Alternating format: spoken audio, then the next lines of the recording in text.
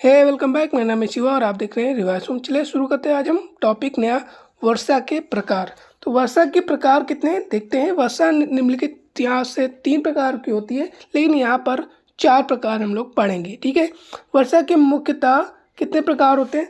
तो 4 प्रकार यहाँ पे होते हैं। संवहन वर्षा, पर्वतीय वर्षा, चक्रवाती वर्षा, लेकिन एक और होता है समांतिक वर्षा। इसके बारे में आगे हम लोग डिस्कस करेंगे। बढ़ते हैं सबसे पहले 1 नंबर पे संवहन वर्षा की ओर।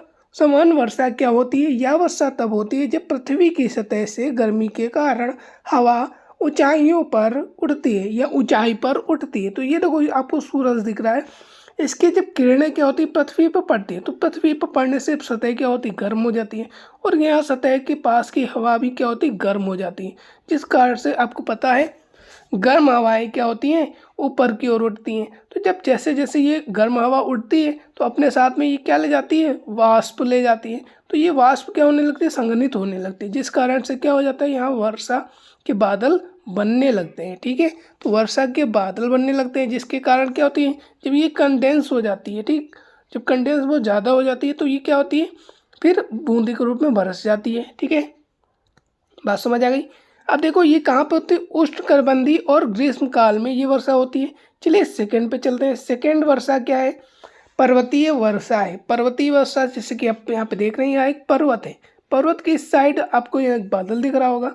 ये बारिश क्या कर रहा है? बादल बारिश कर रहा है। ठीक है, जिसके कारण क्या होता है कि इस साइड की जो भी जगह होती है वहाँ पे ग्रीन रहता है, लेकिन इस साइड आपको ग्रीन नहीं दिखेगा, क्योंकि इस साइड आपको बारिश नहीं हो पा रही। क्यों? क्योंकि यहाँ से जो भी बादल बनते हैं वो क्या होते हैं? यहीं बरस जाते हैं, और पहाड़ के कारण इस साइड नहीं जा पाते, जिसके कारण इधर सूखा रहता है और इधर ग्रीनरी रह जाती है, मतलब इधर हरियाली उगती है, इधर नहीं उग पाती है। ठीक है, तो अब इसके बारे में देख लेते हैं इसमें है क्या। तो जब जब आर्द्र हवा पहाड़ों की ओर बढ़ती है, मतलब जो हमारी मॉइस्चर्ड एयर होती है जिसमें कुछ नमी होती है, तो वो जो हवाएं चलती हैं, ठीक है, मैदान से पहाड़ की तरफ, तो क्या होता है उस समय पहाड़ों के ऊपर चढ़ते हुए ठंडी होती जाती है। तो जैसे जैसे ऊपर जाती है, ये देखो यहाँ से हवाएं क्या हो रही है? ऊपर जा रही है। जैसे जैसे ये ऊपर जाती है तो ठंडी होती जाती है, और ठंडी होती जाती है तो संघनित होती है, और संघनन के कारण क्या होता है? यहाँ बादल बन जाता है। अब बादल बनने से क्या होती है?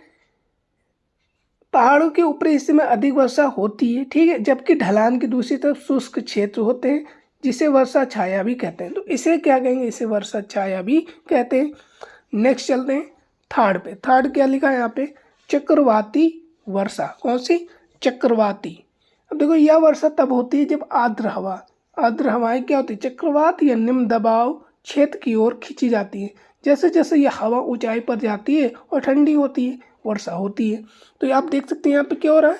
एक टॉर्नेडो जैसा बनना है। ठीक है, तो ये क्या? बादलों का बना हुआ है। तो जैसे जैसे ये क्या होता है? ऊंचाई पे जाती है तो क्या है? टॉर्नेडो बनाती है, और ये बादल को खींचती है और वहाँ पे बारिश कराती है।